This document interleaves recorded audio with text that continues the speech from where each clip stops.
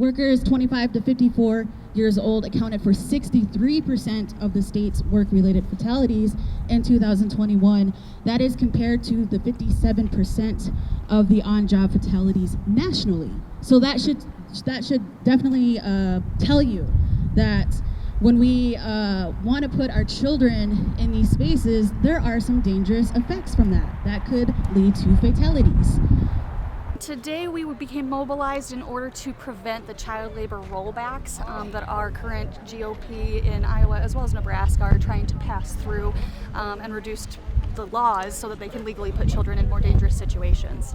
Here's the thing: is when the House or the Senate file was introduced, I was like, what a random thing to lower the age to allow high school kids to work at meatpacking plants. And then the federal report came out that showed in 8 different states over hundreds of kids were already working overtime, or not overtime, but overnight shifts and just in dangerous situations.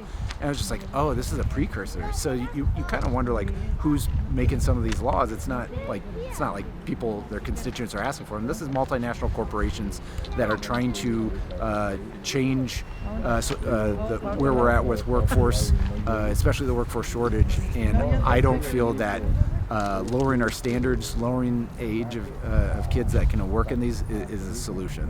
Initially, the most troubling was the fact that our children were not going to be eligible for work comp if they were to be injured. Again, amendments have been changed. However, the simple fact that it was brought forward without even thinking about the injuries that they're going to put onto these children. As the union, we see injuries come in all the time from these plants. We see amputations, we see loss of life, we see that, and we do not want to see children. I mean, it's for business owners to profit. That's ultimately what it is. I mean, listen, there's ways to profit, and doing it where it benefits society, and this is not going in this direction is not the right way. Like, I mean, we literally had this battle over 100 years ago. I personally believe that it is for corporate interest. The only reason that they are going to go after children is for cheap labor. These children are at risk, they are vulnerable, they are generally very desperate if they're having to go into a job and accept low wages. And it is a complete and absolute abuse and exploitation by companies that are already getting millions and billions of dollars. They can afford to pay a minimum wage that is more than $7.25 an hour.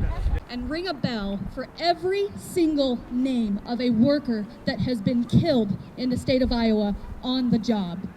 Every year we ring a bell for that person's life, multiple times for all the people that are killed. In 2021, there was 51 times we had to ring the bell and 51 names that we had to read. We are not going to tolerate those names to include children in the state of Iowa and Nebraska and the entire Midwest. We will fight for the children that are going to be affected because they have a low-income family. They are in minorities. They do not deserve to be treated and abused and exploited by these corporate interests so that they can continue raking in billions and billions of dollars every year at the risk and the expense of our citizens. Thank you. I appreciate everybody who has come out today.